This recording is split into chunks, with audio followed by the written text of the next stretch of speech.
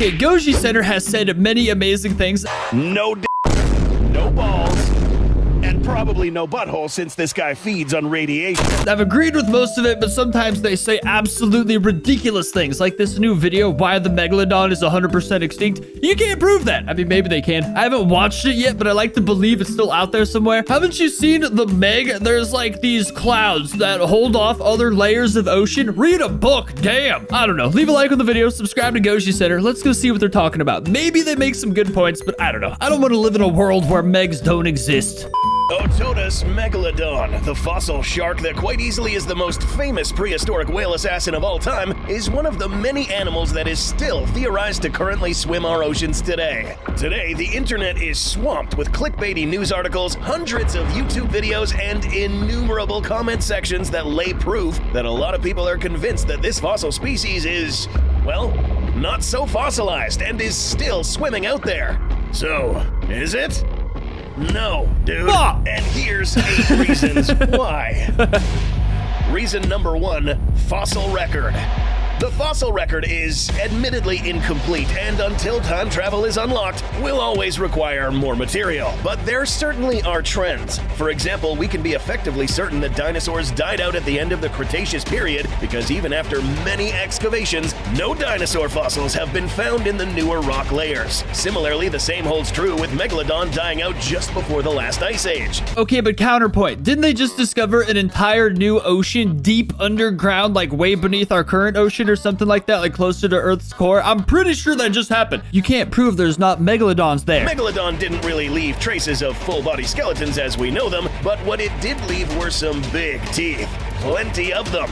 Every single Megalodon would have gone through thousands of teeth in its lifetime, and to this day, they are one of the most common marine fossils in the rock layer where the big shark hails from. Now, note that not a single trace of them has ever been found above several million years ago. I'll admit that's pretty suspicious, obviously, but... Additionally, fossils like whale bones from after that time period show zero evidence of Megalodon bite marks, which were abundant in older fossils. And before we begin to talk about these seemingly younger findings, let's move over to reason number 2, that one tooth found by the crew of the HMS Challenger.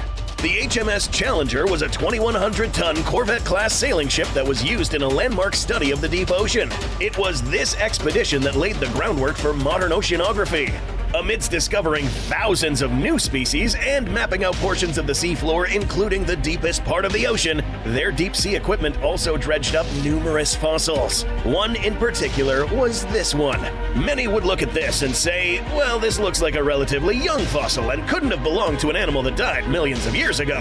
Well, hold on just a minute. It is true that a scientist attempted to date how old these teeth were with a new technique using manganese dioxide. He thought that material accumulated at a steady rate and could be used for dating how old something was. The result was that a possible survival date for this Megalodon was only 11,000 years ago, at the very end of the most recent ice age, way more recent than the typically accepted 2 to 3 million year extinction date.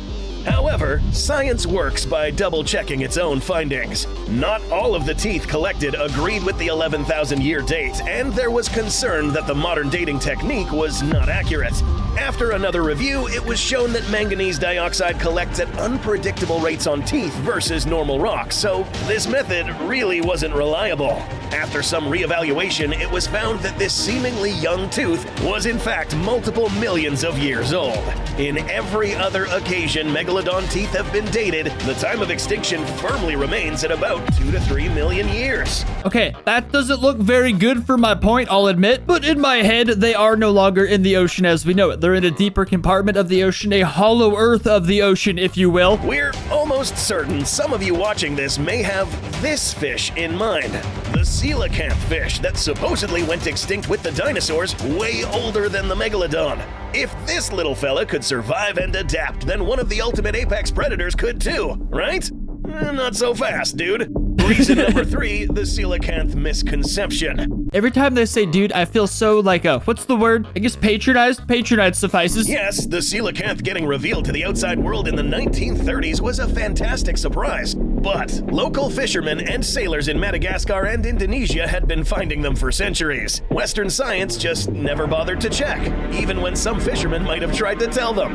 This animal, unlike the Megalodon, is an animal that thrives in deeper waters where underwater slopes, volcanic islands, and canyons are abundant. During an extinction event or catastrophic ecological shift, these smaller animals are usually the ones that can adapt much easier than the larger apex predators. Megalodon was a predator that preferred a specific type of environment because of the type of food that they needed. They don't really adapt well to sudden changes, and when extinction does happen, as mighty as they are, it's usually the big apexes that are the first to go. Their populations tend to be small as is, and they require lots of resources to grow. So any slight upset to their food chain can send them spiraling into extinction. It's usually the small, generalist, reclusive species, like coelacanths, that tend to survive as the huge apex species fall. Speaking of size, a small reminder that not all Megalodon sharks were gargantuan beasts. Reason number 4, the offspring. But it's not like we're talking about a mosasaur or plesiosaur here. We're talking about what's essentially a giant great white shark. It seems a lot less ridiculous. Perhaps an angle that some of you haven't considered yet. Large sharks are K-selective reproducers, meaning they invest a lot of energy into just a few offspring at a time. So they don't spawn with thousands of eggs, they're born alive, active, and big enough to hunt from day one. With a long lifespan, the existence of a full-grown Megalodon usually meant that there would be at least a dozen juveniles swimming about. So even if the adults were smart enough to not make mistakes or remain reclusive enough to be where humans wouldn't spot them, the kids are a different matter. Recent Damn, that's a studies good indicate point. that young and inexperienced white sharks, not the big imposing adults, are likely responsible for most accidental attacks on humans. Unless the children are also in a hollow earth compartment below the earth, or like below our current ocean. Honestly, I'm putting a lot of eggs in that basket. So if the Megalodon was still alive today, where are all the 80 to 30 foot juveniles swimming around taking test bites out of boats or boaters alike? Furthermore, if they were indeed still alive today, we'd see the chowing down on smaller predators like great whites and orca. We'd see a lot more whale carcasses, especially with huge teeth marks and bites in them, and fresh remnants of colossal teeth, since a whale would be just about the only thing big enough to fuel Megalodon today.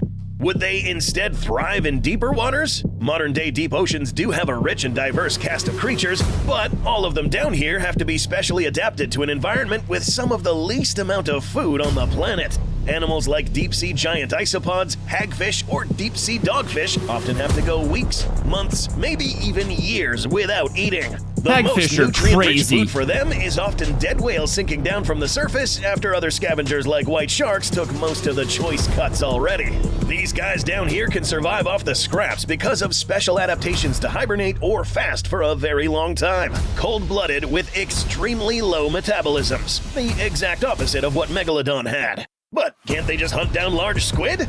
The problem is that there's already someone else doing that with far better adaptations to do it. Sperm whales can dive deeper, find squid faster with sonar, and shut them down faster than Megalodon ever could. Remember, Megalodon had adaptations to hunt whales and seals, not try to find squid in pitch black water. Oh, but wait! How can we be 100% certain still if most of the ocean still remains unexplored? Well, see, in reason number 5, we'll find that the unexplored ocean is really a whole lot of nothing.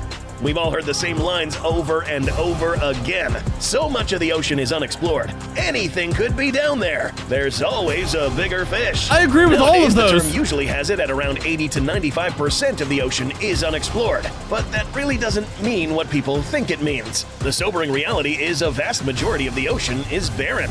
Areas of large, empty space in the ocean almost never have large animals in them, aside from those just briefly passing through. The reason you don't see a Megalodon swimming around in the middle of the ocean is the same reason you won't see a gorilla walking around in the Sahara. Let's remember the food chain. No, I feel like it's a little different, you know what I mean? Fish eat smaller fish. In the ocean, the base of the food chain is plankton, and plankton is largely restricted to areas near the coast or large islands. Just like every other kind of plant, phytoplankton needs certain minerals and nutrients, and they can get this from river runoff from dry land. If we look at this chart, you'll see what we mean. What am I looking at here? Global plankton distribution. More green equals more green food, which is where the fish that would sustain the bigger predators would be at. This is the exact reason why all of the fossil record implies that Megalodon was a pretty near-shore animal. That's where the best food was. Also, the places where life clusters are the same places humans frequent with their harvests, shipping, and damage they leave behind.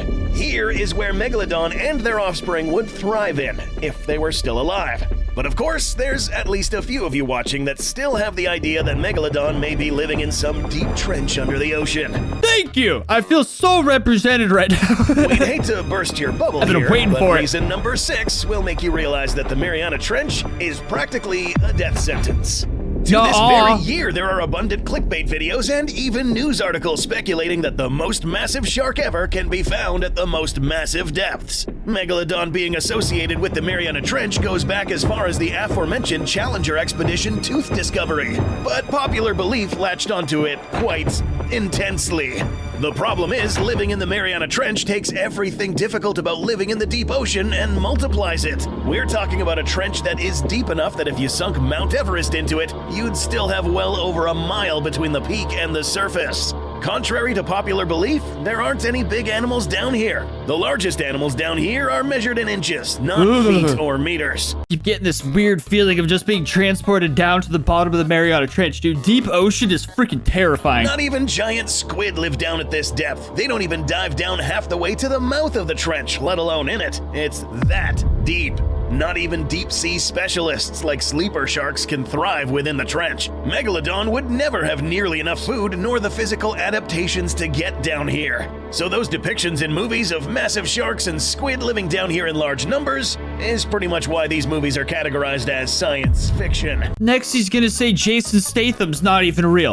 Another popular work of science fiction that many people took it as a true life story was a production of Discovery Channel's titled Megalodon, the Monster Shark Lives. See, I never saw those. I'm not some idiot who believes Discovery Channel's gonna show me ancient prehistoric species still existing, so as part of its yearly Shark Week. And if you didn't already know, for reason number 7, we have to clarify that this mockumentary wasn't real. To Discovery Channel's merit, however, this mockumentary was pretty well done. Maybe too well done, especially after an online poll by Discovery Channel showed 70% of the viewers believed Megalodon was still alive.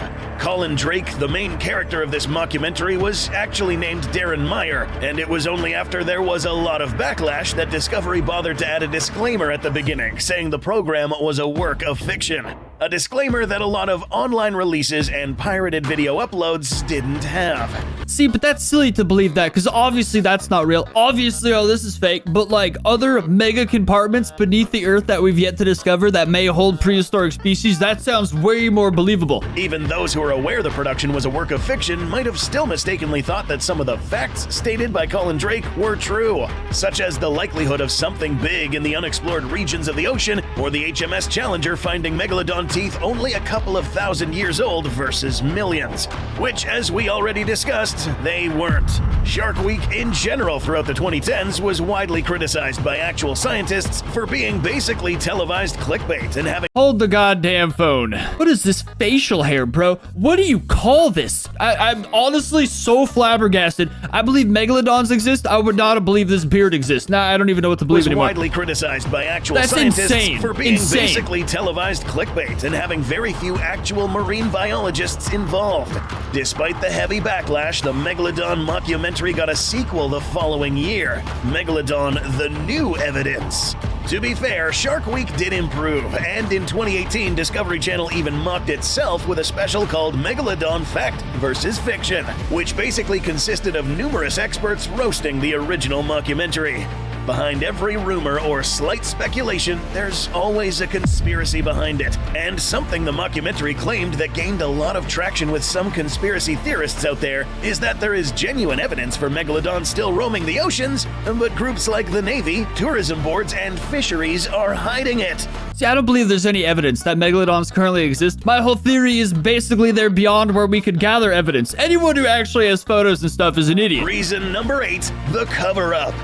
Just stop and think for a moment. How many thousands upon thousands of people would have to be involved and not a single person leaks the truth? Even though that would make you probably one of the most famous people on the planet for I think that just summarizes like the CIA. I'm not saying the people are holding secrets of the Megalodon, but that's what governments are, like thousands of people holding secrets. discovering Megalodon.